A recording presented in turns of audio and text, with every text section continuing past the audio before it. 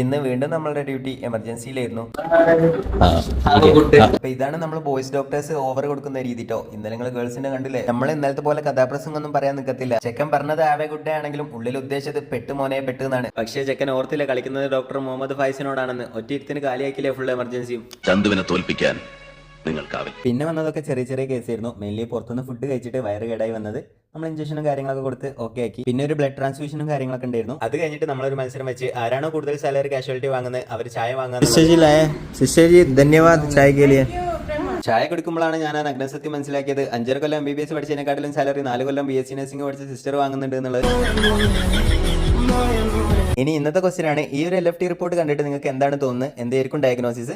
എന്തൊക്കെ ടെസ്റ്റ് ആണ് ഇനി ചെയ്യേണ്ടത്? എന്താണ് ഇതിന്റെ ട്രീറ്റ്മെന്റ്? ഉത്തരം തെറ്റിയാലും കുഴപ്പമില്ല, നിങ്ങൾ കമന്റ് ചെയ്യൂട്ടോ. അത് കഴിഞ്ഞിട്ട് നമുക്കൊരു സെമിനാറും CME ഉണ്ടായിരുന്നു. കാഷ്വാലിറ്റി ഡ്യൂട്ടിന്റെ പേരും പറഞ്ഞിട്ട് ഞാനാകെ പോയത് ചായ കുടിക്കാനും ഫുഡ് കഴിക്കാനും മാത്രമായിരുന്നു. സാവനായോണ്ട് വെജ് ആണെങ്കിലും ഫുഡ് രക്ഷയില്ലായിരുന്നു.